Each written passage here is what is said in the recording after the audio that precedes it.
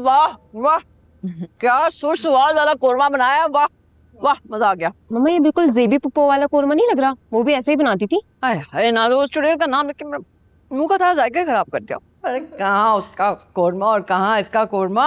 कसम से ज़ारा, अगर मेरा कोई बेटा होता ना, मैंने तुम्हें अपनी बहू बना लेना। Thank you aunty. बहुत मजा आया। वो तुम्हारी पप्पो जेबी, वो तो कोरमा नहीं बनाती थी, पानी में बोटियां तैराती थी।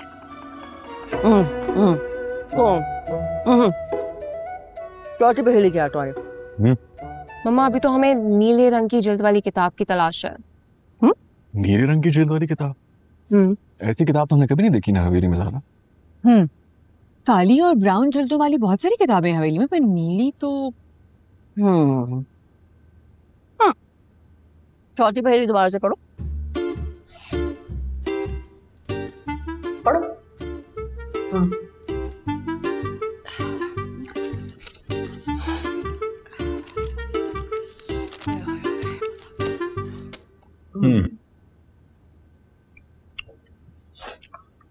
जिनकी ये कहानी है उनकी ज़बानी है।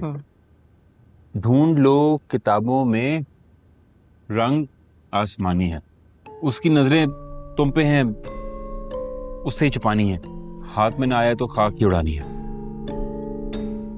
आसमानी, लेकिन इसमें कहाँ जिक्र है आसमानी रंग की किताब का? लेकिन आंटी की जो शेर है ना, ढूंढ लो किताबों में रंग आसमानी है।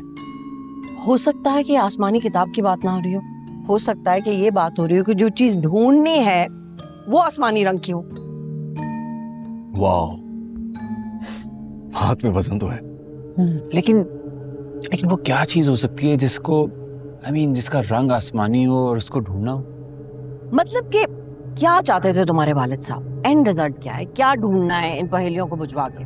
तो बेसिकली अब्बा जान ने जो डायरी लिखी ना, उसके अंदर ये जिक्र किया हुआ है कि इन पहेलियों को सॉल्व करके हम एक ऐसे हथियार तक पहुंच जाएंगे जिसकी मदद से हम जिन्नात से लड़ सकेंगे।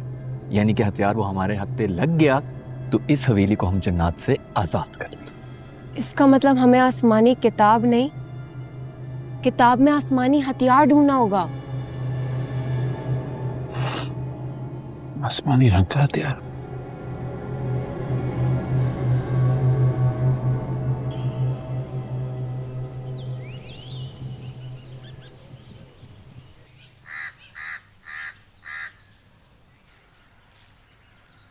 कोरमा अच्छा था यार। ज़ारा क्या मसला है? फिर परेशान बैठी हुई हो। तुम इतना परेशान रहोगी ना तो हमारी औलाद भी परेशान ही पैदा होगी। सर मुझे एक बात बतानी है आपको।